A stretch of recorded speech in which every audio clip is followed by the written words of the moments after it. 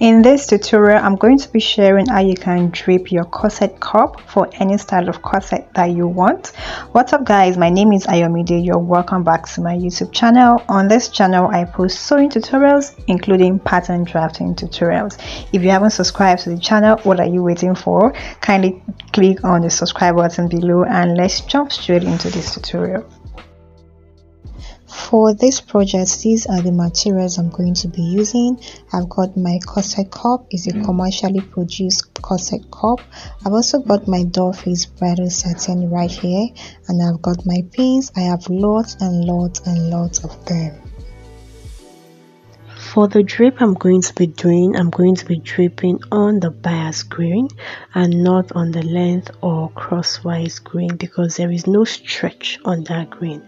And since my cup is curvy, I need to drape on the bias so that it can smoothly cover the cup without any wrinkles. You can see that on the bias grain, the fabric stretches minimally and to be able to cover the cup. So what I will do first of all is I will just drape on the bias grain flat on my table. This is why I said that you need pins. I'm just going over to fold to make pleats, and my pleats are about 1 inch in height or length. You can make yours shorter, you can make yours 0.75 inches, but this is what I'm just making mine to be. So I would advise you to drape on the bias grain. This would eliminate any form of wrinkles and to make it easy to wrap your fabric or your drape around your cup.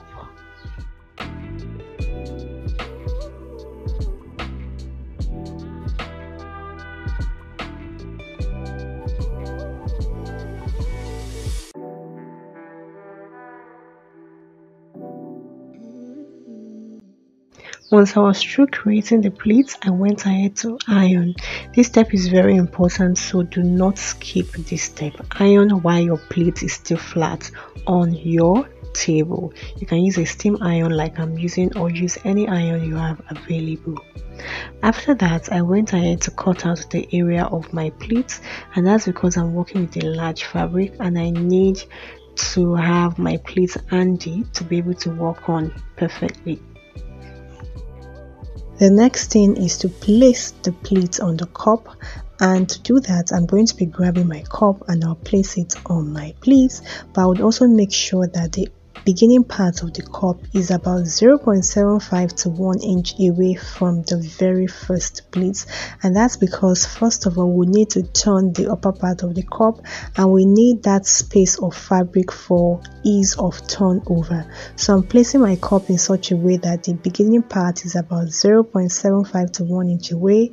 I'll proceed to my sewing machine and stitch only the upper part of the cup down. So you need to place your cup this way in such a way that it is standing, and then pin it down, proceed to my sewing machine and sew this down. I'm done with that, and then what I'll go ahead and do is I'm going to be trimming.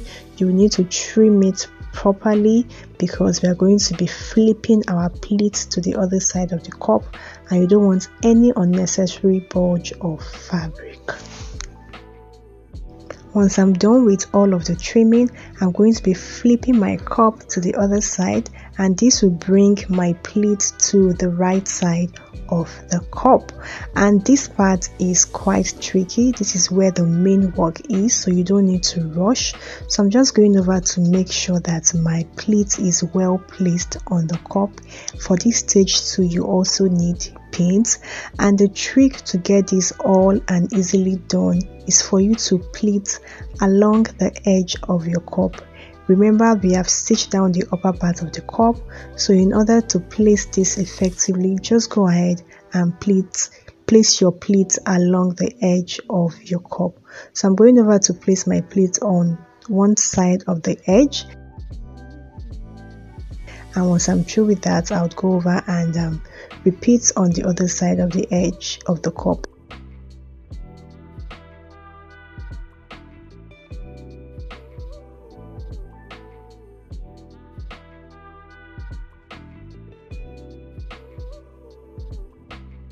Once I'm through pinning it down, I'll proceed to my sewing machine and sew this all around the edges.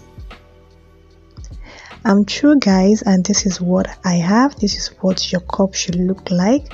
I'm going over to remove any excess paint I have on the cup, after which I will then trim off any excess fabric I have along the edges of the cup.